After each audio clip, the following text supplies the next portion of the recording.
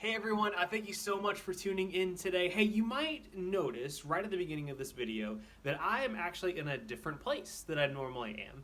And I'm actually in the same room that I always record in, but I'm in a different part of that same room. And if you're wondering why, you'll actually have to wait to hear the answer.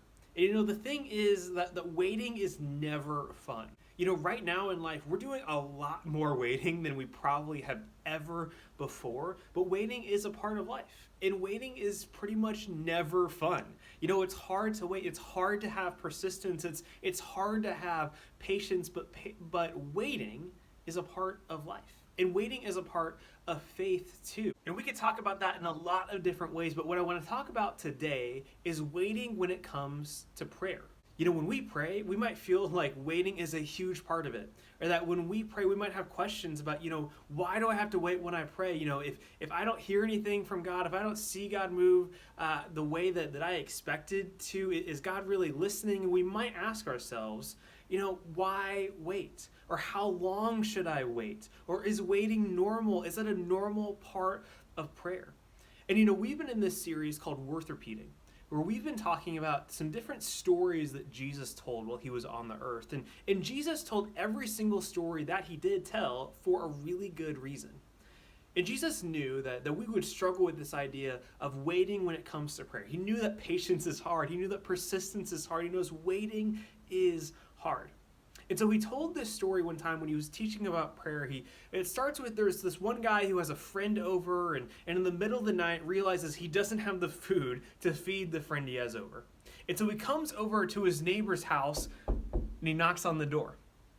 And the neighbor, because it's in the middle of the night, literally it's midnight when this happens, the neighbor says, "Dude, what are you doing? My whole family's asleep. Get away from me." You can read the story in Luke chapter 11, and I feel like that's not an exaggeration. That's probably what would happen. If you knocked on someone's door at midnight right now, they would wonder what was going on. And we don't always go door to door, but we text each other when we want a response right away.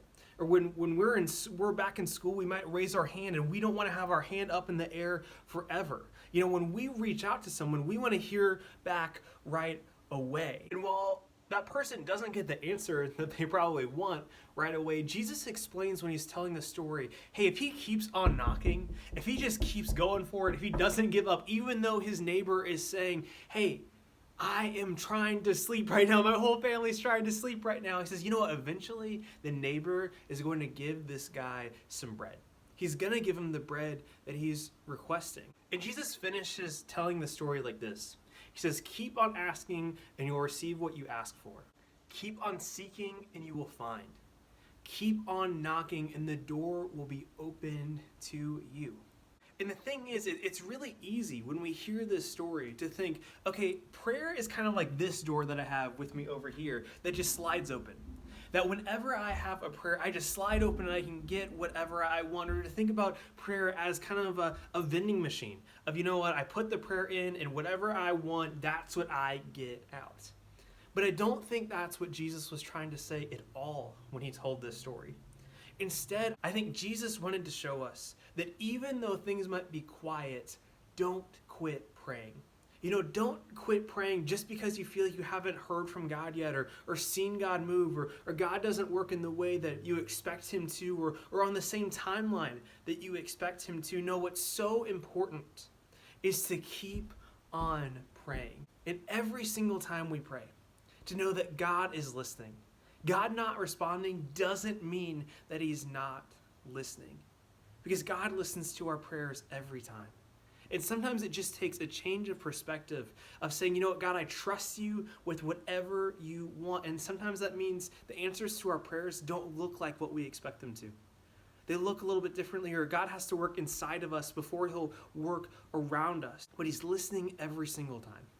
And as we continue, as we strive to keep on praying, it'll change our hearts. It'll flex a new muscle within us. Not an actual muscle, but an emotional, a spiritual muscle. To keep on praying, to trust God no matter what. To say, God, even though I haven't seen you work right now, or I've not seen you move in this exact way that I thought, I'm going to keep trusting you and I'm going to keep on praying. I'm going to keep on striving in this relationship.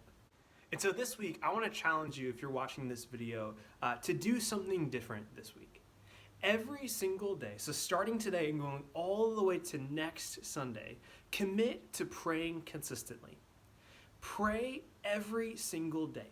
You know, whether it's you're praying for one thing or you're praying for a lot of things, whatever that is, pray for the same thing or things every single day. And I'm not promising that whatever you pray for, because you're praying for it every single day, that God will work. Remember, God isn't like this vending machine, this sliding door.